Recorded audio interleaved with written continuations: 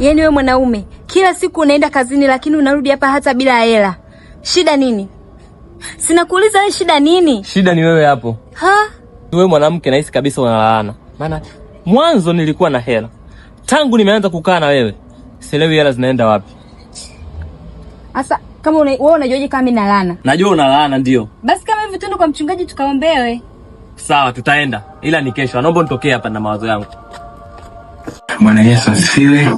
Amina. Amina. Karibu sana Mr. Abraham. Shalom mtumishi. Karibu sana.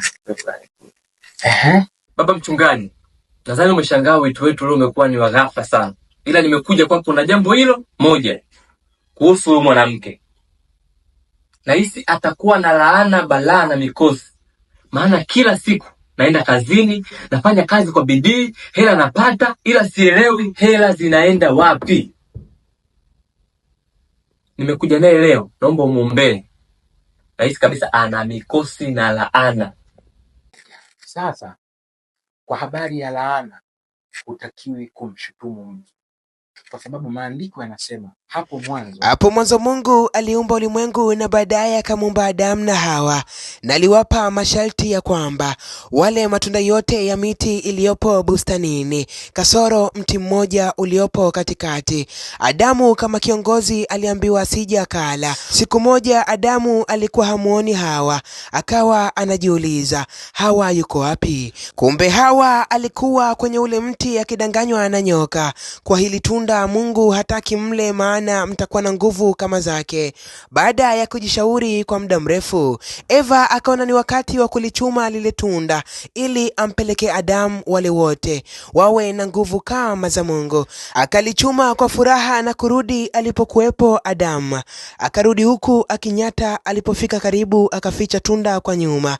Kisha Adamu akauliza, ulikuwa wapi muda wote? Hawa akasema, alienda kutembea bustanini. Adamu akamwambia, lakini Mungu amesema tuwe tunatembea pamoja kwenye hii bustani. Eva akawa anampetipeti hadi hasira zikaisha. Basi Adamu akamwambia Eva, basi sawa, tuendelee kula tunda ambalo ametuelekeza Bwana wetu kulitumia.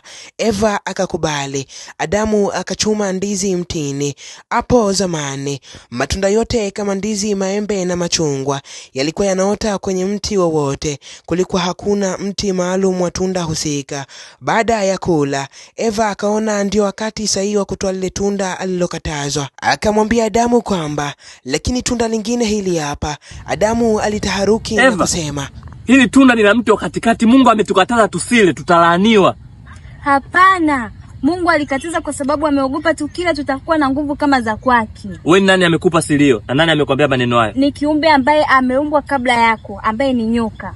Basi Adamu atafakari kidogo, akagundua ukweli kwamba basi Adamu akamkubalia Eva kuwa wale tunda ili wawe na nguvu kama za Mungu.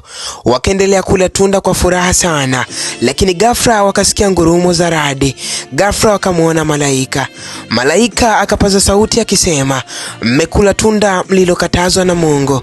Basi kuanzia leo mwanamke atazaa kwa uchungu na mwanaume atatafuta kwa jasho. Baada ya malaika kutoa laana akapotea. Adamu akaendelea kumlaumu Eva. Eva, umefanya nini hivi? Eva. No! Sasa kutokana na habari hiyo, ninyi wote wawili mna laana na inatakiwa tuwaombee hapa. Hapana mchungaji. Hapana nini? Hebu one. Kumbe Bwana Ibrahimu ni chapombe kupita mitaani akitoka kazini. Lazima alewe na kuanza kugawa fedha zote alizopata kazini. Abraham. Huyu ni nani Abraham? Sawa, ni mimi, ila hii video, hii picha umeitoa wapi? Kanipa rafiki yako. Na rafiki yako naye alinitaka nikamkataa. Sasa tumeshajua panapovuja ni wapi. Dhambi yako ndio imeleta laana na wewe ndio kufanyia maombi.